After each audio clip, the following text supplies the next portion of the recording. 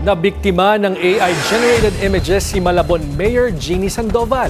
Kumalat kasi ang kanyang litrato na inspired umano kay Mama Mary ngayong Semana Santa. Narito ang Agenda Weekend Report ni Dexter Ganibe ng Abante. Mariing pinabulaanan ni Malabon City Mayor Jeannie Sandoval ang Mama Mary-inspired na patarpaulin para sa mensahe niya sa mga taga-Malabon ngayong Semana Santa. Sa official statement ni Mayora, sinabing artificial intelligence o AI-generated ang larawan sa nag-viral na patarpaulin ng alkalde.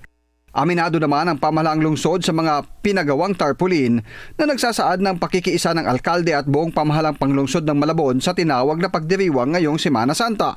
Pero giit sa opisyal na pahayag na sumunod sila sa alituntunin ng DILG na hindi paglalagay ng larawan ng mga opisyal ng city government sa mga tarpaulin. Una nang pinagpiyastahan ng mga netizen ang post na ito sa social media. Puro negatibo ang mga komento laban sa alkalde dahil to the max umano ang pagka-epal pati Semana Santa pinatos na. May nag-correct pa sa tamang salita na dapat ginamit, ito ang paggunita at hindi pagdiriwang. Sa isang post naman gamit ang parehong larawan, nilagyan ng caption na "Pray for us, Mama Mayor."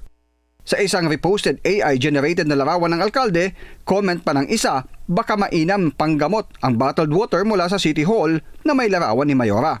Tanong pa ng isa, bakit pinapayagan ng DILG ang mga ganitong pa-billboard ng mga politiko?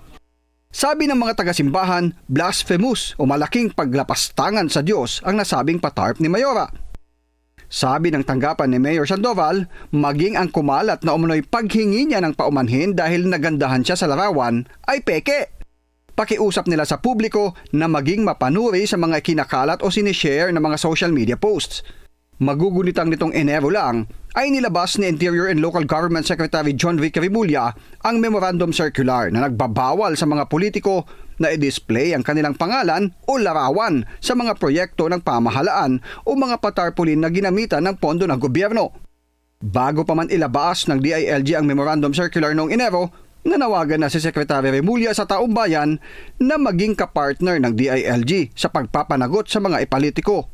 Ang anti-epal guidelines naman klaro na. Pag may violation ng mga politicians, ang tinatawag namin ng mga mamamayan na picturean, i-post sa Facebook at pwede namin imbestigahan. May kaakibat na administratibo kriminal na asunto ang sino mang lalabag sa memo ng DILG. Para sa Agenda Weekend, Dexter Ganibe, Abante.